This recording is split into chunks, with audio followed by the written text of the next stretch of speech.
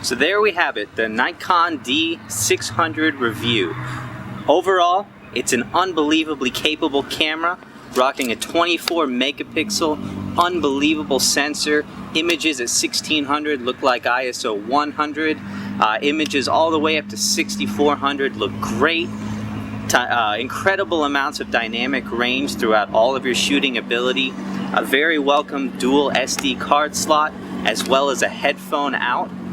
The problem is some usability issues that make this camera a little tough to use, especially for video shooters who can't change the aperture at all during live view, not just video capture, but live view, as well as a dead pixel that I found on my unit.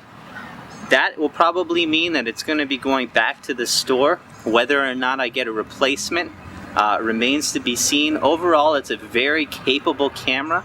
There are some on-screen issues, not being able to keep the screen on, not being able to see the exposure up top.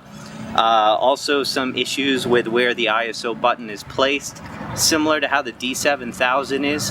Those are issues I could probably get past if it wasn't for the changing aperture in the video mode and the dead pixel. I'd probably be keeping this camera.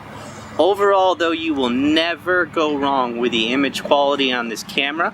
I'd recommend that you try it out, see if you can get past the little issues like that.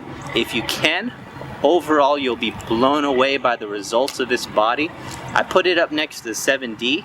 I'll probably do some side-by-sides against the 5D3 later on, so check that out, see if those are available. But overall, you will enjoy this camera. If you are doing any kind of travel or want a lightweight body, this is definitely the camera to get. Nothing else with a full frame camera will compete with it. The Canon 6D is going to be even more limiting in many ways than this body, although the video might be a little bit easier with Canon, because if they keep the same way that they do the live aperture as they do in all of their other cameras, you'll have a little better results on the Canon with that. But the image quality has blown me away, all the way up to ISO 1600, where I really thought that I was shooting at ISO 100. Let me know if you have any additional questions. Great camera, great price for a full frame camera. I hope Nikon can do something about the aperture and video mode, and overall, if they can change a couple little things around in firmware, or if you can get past some of the settings and the way that you have to use it because of such a small body, then you will enjoy this camera thoroughly. Thanks for watching. This is Dan from LearningCameras.com.